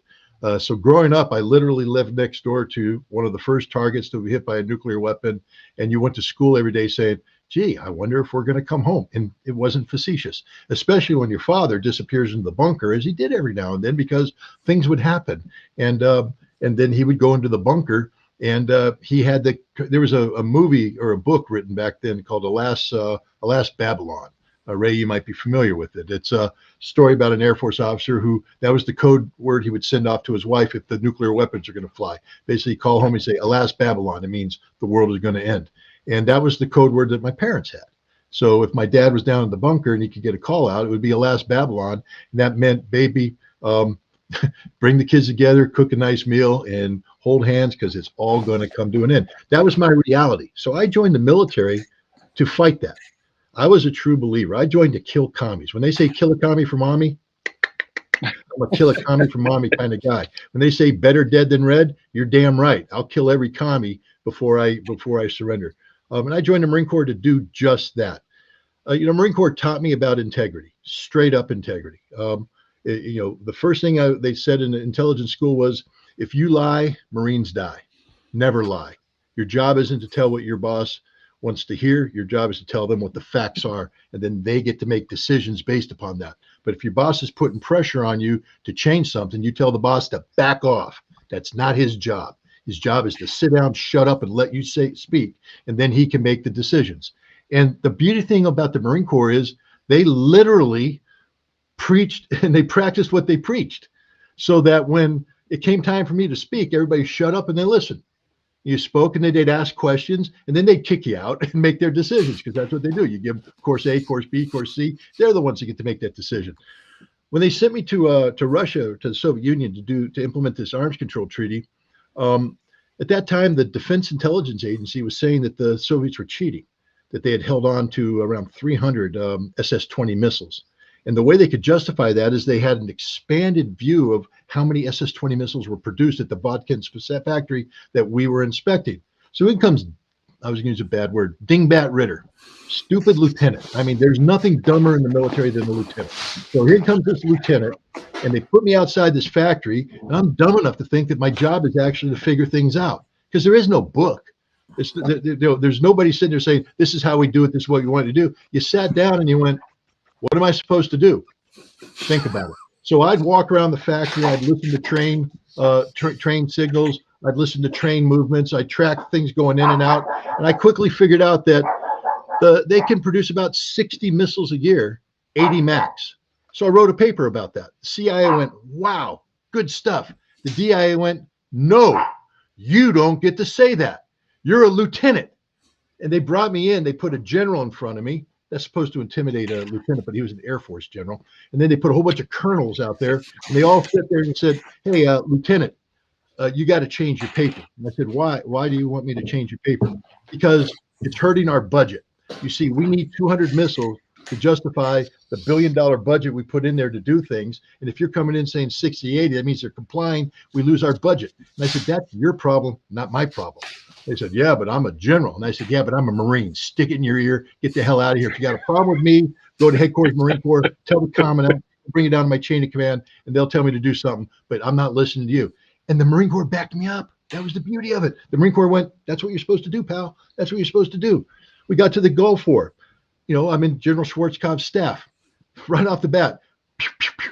Patriots are shooting down missiles. Now I'm the Scud guy. So I go look at the Scuds and I go, this was never hit by a Patriot. Patriots aren't hitting anything. You're not allowed to say that. Well, I wrote that paper up. That quickly got shredded someplace. Then they were saying, we knew they had 19 mobile launchers.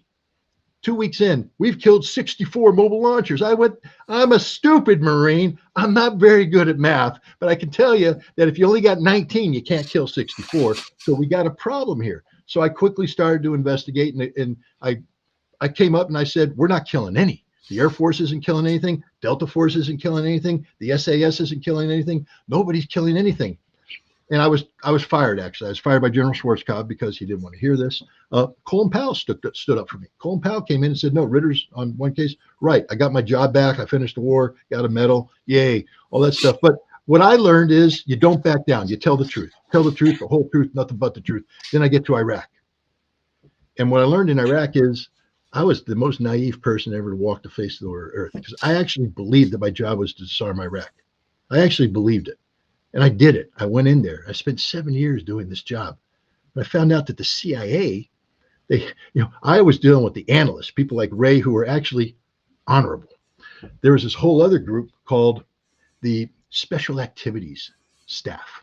And they do things, paramilitary operations. They do regime change. And their job was to get rid of Saddam Hussein.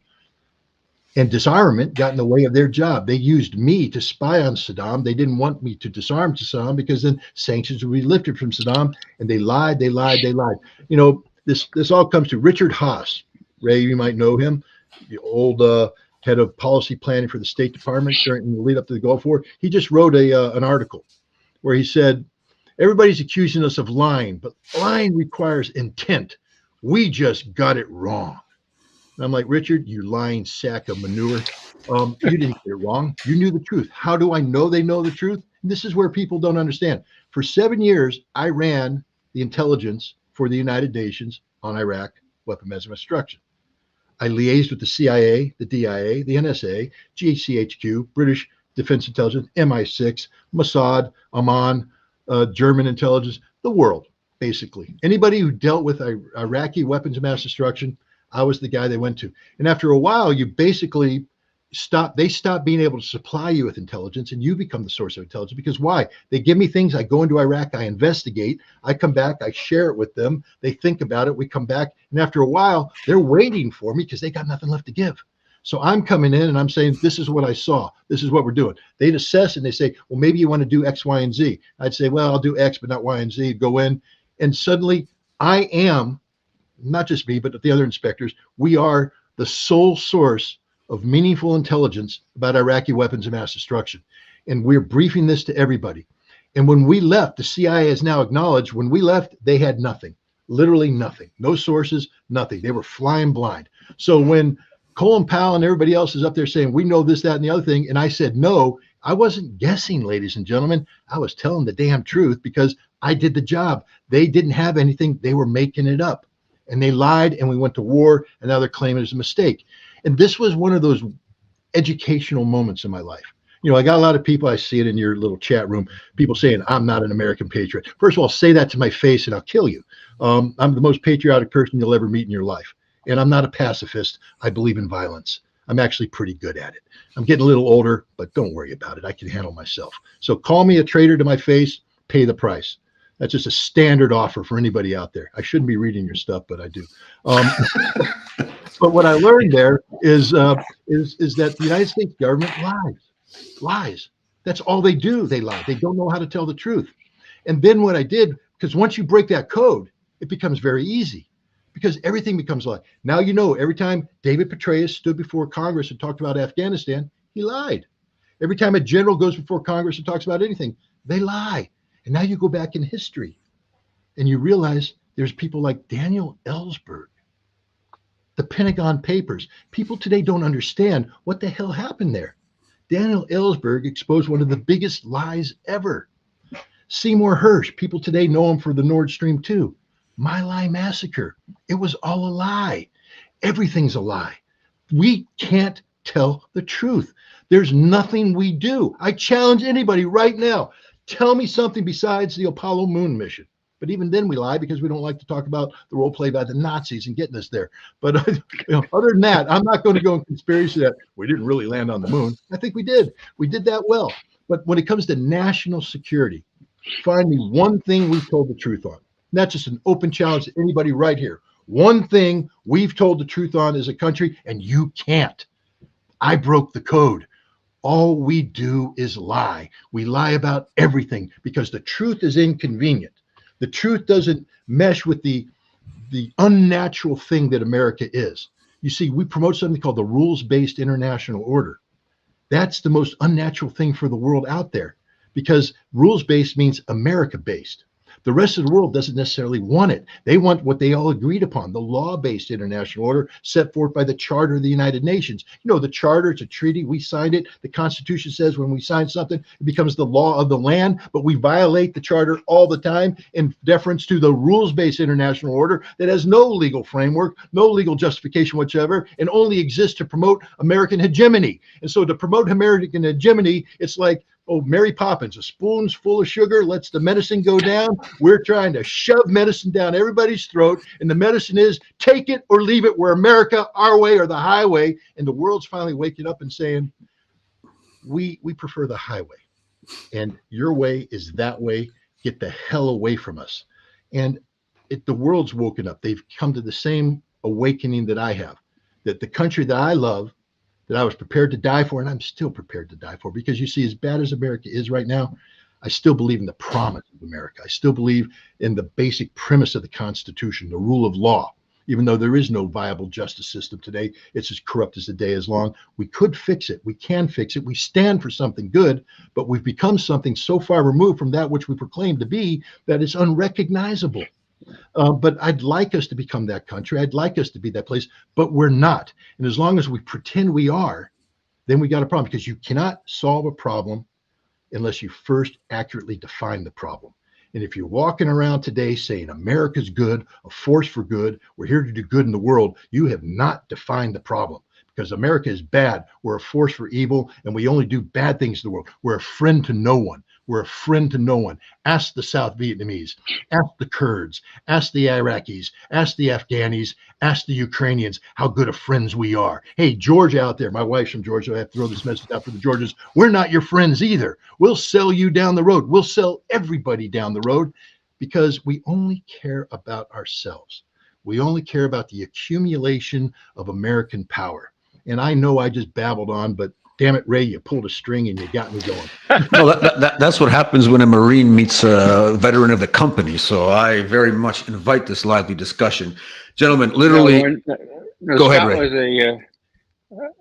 Scott is not the kind of guy that wants to intimidate me, even though he was a captain and a major, and I graduated, so to speak, as an infantry intelligence captain.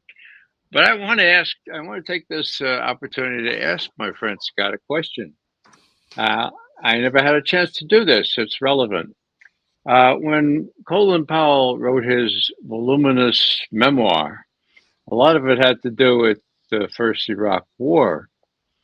And the subject of Scuds came into the equation.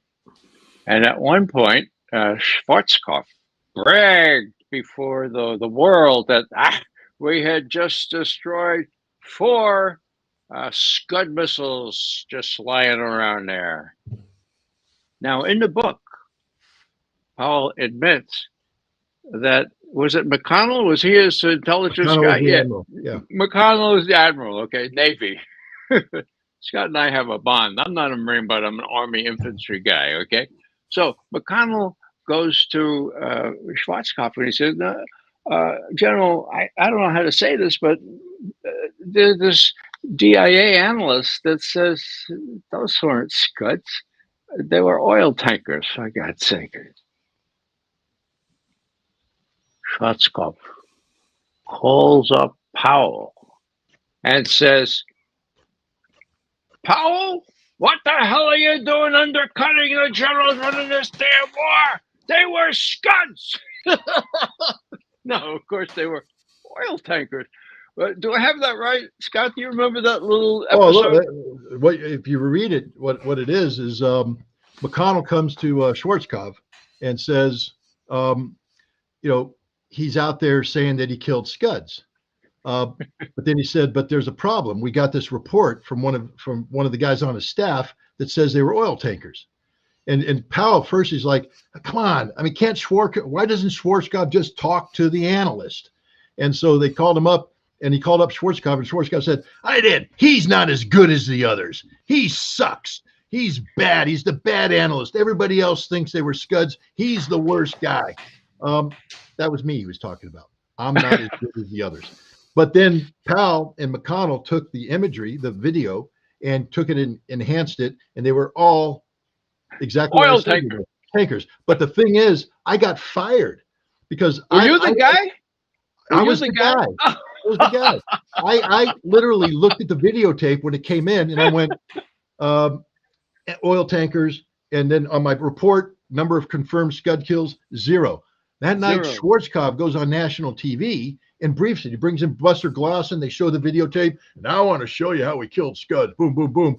And so he went seven confirmed kills. So in the morning, I submit my 0 report, and Colonel Thomas comes in and he goes, you got to change that number to 7. I said, no.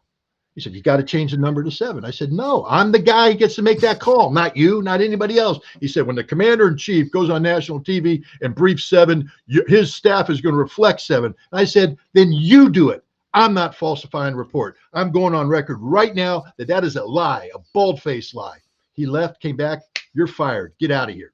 But before I left, I took my report and I slipped it to a guy who was the DIA's liaison there. And I gave it to him and I said, we got a problem here. And he's the one who sent the report up to McConnell. And McConnell looked at it and went, oh. And so Schwarzkopf confronted him. But the bottom line is they came back and they basically went, you know, and Schwarzkopf wouldn't be the guy. He just, I don't care what you do. And so Thomas came out and he goes, you got your job back. He goes, but I'm just telling you, we changed the report. It's 7. 7's the number. And that's staying at 7 forever. And I went, as long as my name's not attached to that 7, I don't care. And from then on, that number stayed at 7. It never increased because I was the battle damage assessment guy, and I knew we weren't killing any Scuds. But no, I was the guy that Powell wrote about in his book. Yeah. Well, that answers my question because I always wondered what happened to that poor guy who told the truth.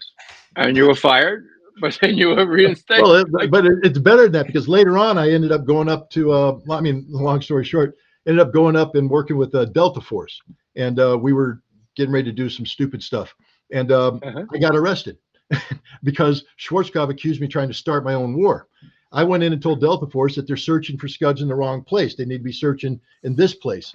And they were getting ready to do some stuff. And the word got back and Schwarzkopf went, no. It's February 22nd. We're starting the ground war in 2 days. We're not playing any of this nonsense. We're not going to start a conflict in Western Iraq looking for Scuds. We're about to win the war right now. And then he said, well, who's doing all this? And they said, Ritter. And he went, arrest him. And they arrested me and brought me back. And I had to appear before Brigadier General Neal, who accused me of, violating direct orders and all this kind of stuff. And I confronted him with the fact that I was actually obeying his orders and showed him the documentation to prove it. And he tore up the arrest warrant and they sent me back. And like I said, they gave me a medal. But I was fired twice, arrested once, all by General Schwarzkopf in that war. You heard it here for the first time, I think, ladies and gentlemen. So it just goes to show the quality of guests that we have. But the Scud, I think, because I know you're writing your next book on the Scud hunt, I think you have an apt title right there for the book, The Bad Analyst. The Bad Analyst, basically. That would add to a chapter, but yeah, or the Badass Analyst, for example. But perfect title. Wow, that was really cool. I love the back and forth. Really fantastic. Gentlemen, literally one last question. There's a breed of so-called analysts in Poland who don't have a background in intelligence, who don't have a background in military art. A lot of these people come from the political science field. A lot of these people are lawyers. Now, I have a friend of mine, his name is Dr. Leszek Sokulski. Dr. Sokulski, how you doing? Who was just fired a few weeks ago for setting up the Polish anti-war movement from his college because, as the rector stated, his actions are not in line with the Polish national interest. So not bringing Poland into a war is apparently not in line with the Polish national interest. But Dr. Sikulski is kicking ass out there. He's still moving forward with the Polish anti-war movement. God bless him. But I think it was he who once told me that never trust lawyers who talk about geopolitics. And I just want to get your final insight about what it takes, what people should look for in a person who's commenting on matters of intelligence. I'll ask that to Ray, and matters of military art, that'll go to Scott. So Ray, in terms of intelligence experience, should we be listening to lawyers or majors in art or political scientists? You shouldn't be listening to lawyers. You shouldn't be listening to political scientists. You should be listening to historians. Even historians whose purview is just the last couple of decades, and preferably historians who have served in the military. One problem we have, of course, is Jacob Sullivan and Tony Blinken never served in, well, I made a mistake. It just pointed out to me. I wrote an article saying they had never served in the U.S. military. The comment was, you ought to strike out U.S. there because we have information that they may have served in the Israeli military. Whoa, I don't know if that's true or not, but the military thing is what's important. You have to have a modicum of experience to know that these generals aren't worth their salt, that if they don't look at lines of supply and if they look at ammo and ability to field an army, I mean, what the hell good are they except to go through the revolving door, work for Raytheon again, and become double millionaires? So, yeah, don't listen to anybody except colleagues that you respect, and your training should involve history more than political science. You're not trying to jigger the system here. You're trying to figure out what works and what history has shown, and your language capabilities are important. But most of all, to thine own self be true, and then thou canst not be false to anyone. Scott, should we take people with law degrees or political science degrees as enough of a pedigree to comment on the art of war? Here's my thing. Resumes are important. I mean, there's no doubt about it. Experience means an awful lot, but it doesn't mean everything. Look at all the generals and colonels that are on CNN, MSNBC, Fox News right now talking about the war in Ukraine. They're just dead on wrong, because they're using their rank, they're using their title, they're using a resume to sell you a bill of goods. They're not genuine analysts. Now, there's nothing wrong with a law degree. I have a lot of respect for lawyers. My sister's a lawyer. The most unexpected thing in the world. If you knew my sister when she was a kid, and now you think that she's a lawyer, like, whoa, the world ended. I'm very proud of her. She's the top notch. But her brain, the way a lawyer's brain works, is the way it's supposed to work, is that you have to go and do the research. You have to test things, that you don't answer questions until you know the answer, and things of that nature. It's what's supposed to work. There's a lot of bad lawyers out there, and there's a lot of bad generals out there. I don't think you should accept the fate. For instance, I'll just tell you myself, I spent 2.5 years in artillery battalion. So when I speak about artillery, I know something about it. I designed a corps-sized amphibious operation that was briefed to the Commandant of the Marine Corps, and I was questioned by 4-star generals, 3-star generals, 2-star generals, 1-star generals, colonels about every aspect of this, down to the last little logistical thing. So I know everything it takes to put a corps across the beach in terms of sustainability, supply lines, how we're going to do this, not just fighting on the ground, but projecting where you want to be, how much stuff you're going to need, all that. I did that. I did the whole the breach planning for the Marine Corps assault through the I think forget the name of the oil fields that we had to go through. But I designed the Iraqi defenses. I populated it. I did this Janus computer game where we had to input everything, and I learned about it. But when I say I keep saying I. It was a team. I had people talking to me, teaching me, educating me the whole step of the way, and I learned an awful lot. But when it comes to Ukraine, if I came in there and I just said, because I did everything I just told you I did, you must accept at face value everything I'm telling you about Ukraine, you should just turn me off and fire me. Boom, done. Why? Because I don't know anything about Ukraine. Everything I just did is about that unique experience. I learned some things. I learned some patterns. I learned how to evaluate and analyze. But if I don't apply that to Ukraine, and here's the problem about Ukraine. Who the hell knows? Excuse my language. I mean, I'm sitting here thousands of miles removed from it. I am a prisoner of sources. And these sources are open sources. I don't have, I can't pick up the phone and call anybody. And if they talk to me, we both go to jail. And I don't want that. So I'm assessing things. So the first thing I have to do when I talk today is I say, I don't know. I literally don't know. Now, you want my assessment? I'll give you my assessment. And then I can explain to you the methodology I used to come up with it. But even now, you say, okay, well, Scott Ritter's a military expert. We should listen to what he says. Sort of. Listen to what I say, but don't accept it. I mean, I see all down here. I'm a Kremlin troll, a Kremlin shill, a Kremlin agent. Hey, guys, view me as that. Really, I'm serious. And I said this going into Iraq, too. Every time I said there's no WMD, don't take me for, view me that Saddam Hussein's paying my salary. And I'm here right now telling you this. Why do I want to say that? So you challenge everything I say. So you literally challenge everything I say. You assume I'm lying to you, and it's your job to prove me wrong. I want you to go on that journey, the journey of proving Scott Ritter wrong. And here's what's going to happen. You're either going to find the evidence that I'm just you-know-what crazy, or you're going to say, gosh, he was right there. He was right there. He was right. Maybe Scott Ritter's right. But now what? You're not saying Scott Ritter's right because I told you to say I was right. You're saying Scott Ritter's right because you have made that determination like a lawyer would. So I have no problem with lawyers who go through the process, who do the job, who do the due diligence, even though they don't have a military background, and they check it out, they cross the T's, they dot the I's, and they come to a conclusion. I'll buy into that conclusion because I trust the process. I really don't like what I call, and I don't mean to irritate people, or I'm probably going to, the vet bros. I was in the Ranger Battalion in Afghanistan. I was Special Forces in Iraq. I was a SEAL that did this. I was Delta Force that did that. And now we're going to tell you how large-scale ground combat in Europe works. Why? What about your resume tells you can do any of that?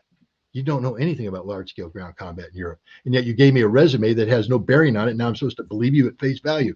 No, at least be humble enough to say you don't know anything about large-scale ground combat, but you do know a little bit about the military. And so you're going to try and work through the problem. See, if you work through the problem like a lawyer does, then you might come up with something that I can buy into. But if you're simply going to come in and say, I'm a vet, bro, I served, I got a Special Forces tattoo, and you're going to believe everything I tell you. No, I'm not. Just like if a lawyer comes in and says, I'm going to just straight off the bat tell you about the First Amendment, the Fourth Amendment, all that, I'm going to be like, but you got to explain how you got there. I'm not going to just buy it because you say you're a lawyer, because lawyers lie too much. So do generals. So do politicians. So do most people. It's the process that gets you to the conclusion that counts. And sometimes lawyers have a better mind to do that than other people. But no matter what, challenge it. At the end of the day, if you're going to say, I believe something, it can't be because somebody told you to believe it. It's because you did the hard work of checking the data, confirming the data, testing the data, and coming up with your own conclusion. So that when someone says, why do you believe it? You don't say, because I heard it from Scott Ritter. That's not an answer, ladies and gentlemen. I heard it from Ray McGovern. That might be a better answer because Ray's a better man. But the point is, if you're saying I heard it from somebody, that's wrong. What you got to say is, hey, I listened to Scott and Ray talk, and I listened to this other person talk. Then I went and read some books, and I did some homework, and this is what I believe. Boom. You know what you just became? An informed citizen, the most dangerous person in America, a citizen who thinks on their own. They're not a prisoner to mainstream media. They're not a prisoner to what the government says. They are empowered by what they have learned. Knowledge is power. Empower yourself with knowledge. And that's, again, I went on too long, Mike. I apologize.